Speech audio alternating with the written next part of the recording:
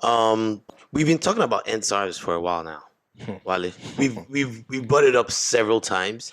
You know, it's funny because on this podcast, I think the first time I brought it up was when that incident that happened with Wale Soyinka and that guy on the plane. Mhm. And it's so funny, like I was saying, and that's the big issue. I was saying how I kept calling that guy the billionaire guy or whatever. I kept calling him an idiot. And Yeah. the reason I was very disrespectful to him is because so his mentality was that boy was rude to Wale Soyinka, but the only proof he had to say the boy was rude was describing what the boy was wearing. Yeah. You know, he said the boy had a hat on, the way the boy is, his demeanor, his outfit. Basically, he had prejudged that this boy was rude. But all the boy did Yeah. was ask Wale Soyinka to please, hey, you're sitting on my seat. Can you please sit on the right seat? And Yeah. Wale Soyinka gladly obliged. But this became an incident because as a young man, Mhm. who I can tell you that the mindset of the writer was like, why is this young man, first of all, in first class? Yeah. And the way he's dressed, the way he looks, he has to be Yawa. either a very spoiled brat or Yeah. a Yahoo kid. And I was saying that day on the podcast that it's funny because the likes of Ketenshaw and all those people were agreeing with this guy that wrote the story and saying how that boy was rude. Mhm. And it's funny seeing that they're the same people shouting end SARS. But the Yeah. problem is not SARS. The problem is the mentality Nigerians have. Okay. Because you see a video that the SARS officer did saying, how would I see a young man in ages of 20 something to 30 something driving a 7 million naira car, no question him. And I'm glad you brought that up. Let me. That's the So let fucked me up play mindsets the. that So let we me have play the. Let me to play start the off with video things, really quickly. And this is. I think his name was. I didn't get his I think name. it was a former SARS Yeah, guy. he's a former SARS commander. Yeah. And 1 second. Well, yeah, so he's No, I'm about to play. okay. That's so that people know what we're talking about. Need an order from a court, a magistrate, to go through someone's phone or laptop? Well, if I stop you on the road and I want to have a look at your phone and I want to see your Facebook, I don't think I'm committing any crime there because for me, I'm only asking you a simple question. It is your questions, your answers that will lead me to go beyond where I started because I can't dictate crime by mere seeing you. I can't dictate crime by asking you questions. I see you with a car and I have assessed your age. And I know in Nigeria, I know how difficult it is for a particular person who is 20, 30 to start having a car that's worth 7 million. I cannot be, as a policeman, see you there and I fear or assume that something is not wrong with the way you are driving the car, except I am able to ask you a question and I know the background, your family background, where you are working and where you got money to buy this car from. So, but in the course of doing this, we cannot take it away from this. You see how and that is that's to many is where SARS began to derail. Oh yes, focusing on those. So yeah, that mindset, and that's what that man did. Is so that kind of man, I can tell you that if I have, you see me, I have earrings on. Yeah. And I'm doing very well for myself. But if that guy, I was to go look for a job, for instance, with that guy, he's not going to give it to me based on my look. Same thing with if I go to Niger, a SARS officer is going to see me and think, you're a very irresponsible boy. You either have to be from a rich family or you have to be a foster. So Walker, have you experienced this before? Just out of curiosity, have you? Have I had like a personal experience? Yes. I feel like if you are between the age of 18, if you spend any significant amount of time he's breaking up. Oh, you're breaking up. 1 second. Between the ages of 18 and 30, yeah, you would have spent. Can you hear me? Yeah, I can hear you now. Yeah. Okay. So I was saying, if you spend any significant amount of time in Nigeria between the ages of 18 and 30, you are going to encounter multiple SARS experiences. Of course. There's almost no way around it. Okay. And from my own, personal experience, I moved back to Nigeria when I was 26, and between 26 and 30, I would have SARS. I would have like police/SARS stop me like all the time. Like, there was one time that we were back home. That I was back home. That they stopped both of us. And I remember. So let me tell you this story. I remember they stopped both of us. We stopped them near your uncle's old house. What's that Bodija? What do they call that place again? Around that Salami Estate area. And they stopped us. And I just come from the United States, but I knew that I had one of our old family friends that lived in the area, and he used to be the head of one of the police commission. It wasn't really a police commission, it was FRC. And they had stopped us, and I was like trying to like make.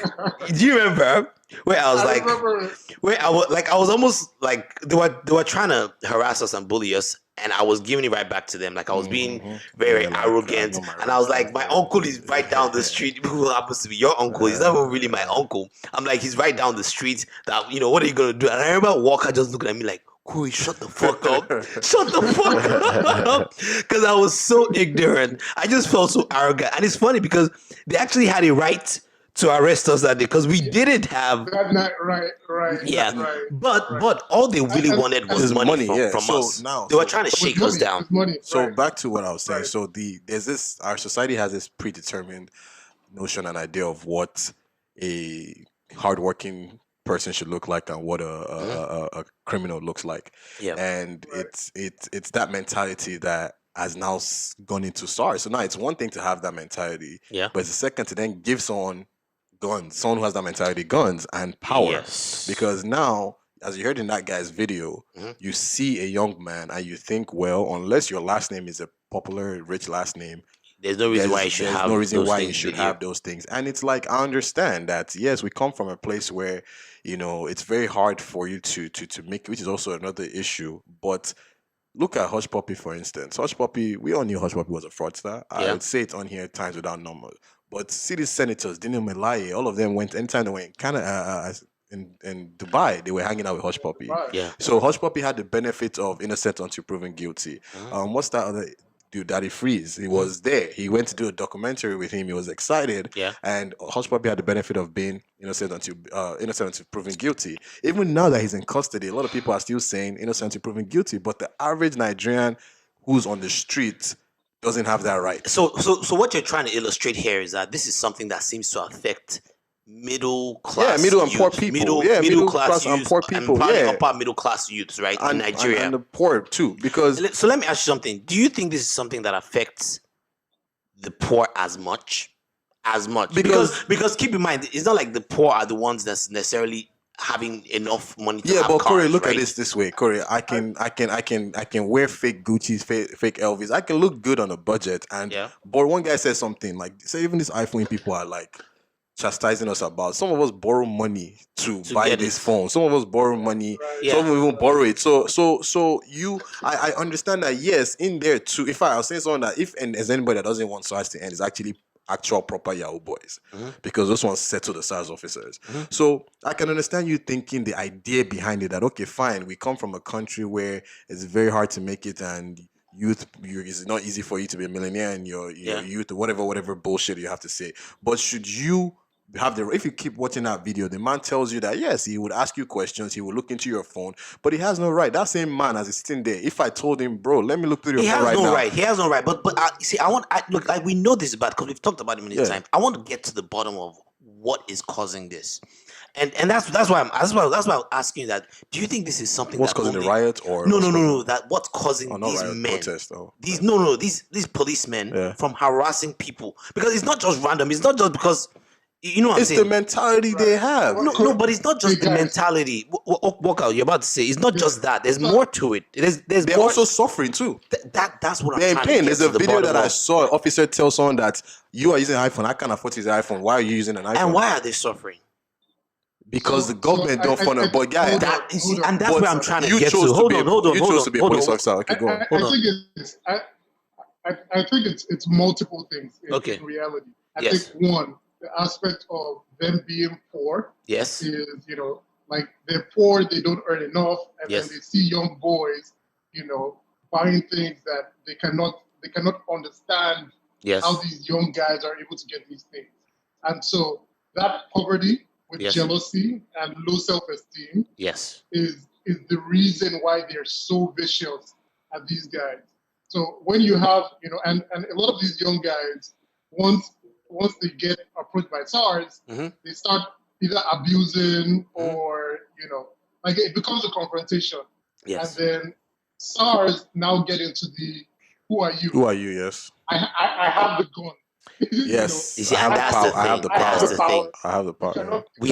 We are giving guns to poor people that Yes, are they already are not only suffering on poor, their they're own. poor mentally, they're Yes. poor physically, they're poor in every aspect, and that's just the main issue. They're not trained. They're not even They're not not trained. well trained. Now They're not. the Right. salary So part, I understand. Oh yeah, go on. yeah, so that's one aspect of it. I think Okay. the other aspect of it is just, there's the police force is an extortion scheme in It Nigeria. is. It That is goes all the way to the top. To the top, And yeah. so a lot of these guys in SARS actually like pay to get Yeah. into SARS. Do you see that guy's interview that They said pay he would like 500K. yeah They pay $1 million to get into SARS, yeah. Yes. And they have quotas that they have to raise on their bosses. So one, you're coming in, you want to make back that money you've used to get into SARS. Of course. And then you have the target that your Oga has given you. To make And so and I'm there's a glad you reason brought why, that up. like, we've had like some of our staff get stopped by SARS, and these guys don't negotiate. You're dropping at least 50K. It's like no negotiation. Like they look at your bank app, they drive you to the ATM, and it's they become have a norm. POS machine. Like, So I'm glad you brought that up because there was one police officer that they interviewed and he kind of gave us a glimpse into their world and what they go through. I'm going to play really quickly. Hold on one second. At that time, who spent a policeman? Okay, thank you very much. Go ahead. And that is why I'm calling. Okay, thank you. I joined the job 17 years ago, though on merit. Okay. Yeah. But I have mates at that time who spent 100,000, 150 before they could get the job. Lunch up after. Now the point is this: lunch up as we did talk. if we like, let's take away all the policemen we have today, and go to media houses, get the best guy of the media. Let's go to the banks, get the best bankers. Go to church, get the best pastors. Put them there. The same thing. What is happening now will continue to happen. Now, let me use myself as an example. When I got this job, I was already a graduate. And I made a vow that I will not live on bribe. I will live on my salary. But I regret it, and I'm regretting it now. I can't afford my children in private school. I'm a sergeant. My salary is just 63,000 naira. I've not been able to pay my husband for the past 2 years now. Anytime from now, I'll be quit from my house. Now, the point is, who want to live a life like this? No security. You can't. Your children cannot even feed well. You can't even wear good clothes. I live in a cotton and I work at a Keja. 63,000. If I'm going to transport myself down every day, how much will remain within a week? And these are the people you give guns to. They will misuse it. They will misuse the opportunity. Go and bring the best banker. Go and bring the best media houses, guys. Let them go there and work. And you are paying them this salary?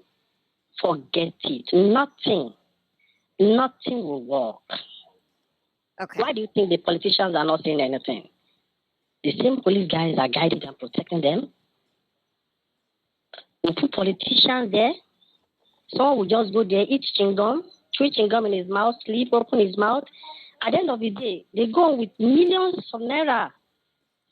But a policeman who will be in the office sometimes 24 hours, sometimes 3 days, he stay in the office, goes home at the end of the month with 60,000 naira, and you want him to be happy? An angry man that you gave a gun to? Look, let's not forget that these people are Nigerians too. Take away all the policemen we have today. Take them away. Yeah, man, that was deep. People saw that video and they were, the initial reaction is, I don't care, why did you join the police? And I understand that, but we have to be realistic too, because he said one thing that makes sense is, even if you bring the best makes of the 60K best, a month. 60K a month is How much is that? $140. So even if you bring the best of the best, we've seen here in America, the guy who killed George Floyd makes 6 figures. Yeah. So even when you pay them the best, we've seen that there's still issues. So talk less of now paying them $140 a month. Granted, standard of living in Nigeria is different, but it's not that different that you can survive on $140 a month with kids. He's just said he can't send his kids. So yes, we understand that you chose to be a police officer, but if we're using that mentality as, well, you chose to be a police officer, then we would actually not have a police force or a police unit if everyone's like, all right, well, fuck you. You guys are paying us $140. I don't want to be officer. So there's a root cause with the people in charge. First of all, is that salary makes no sense. Yeah.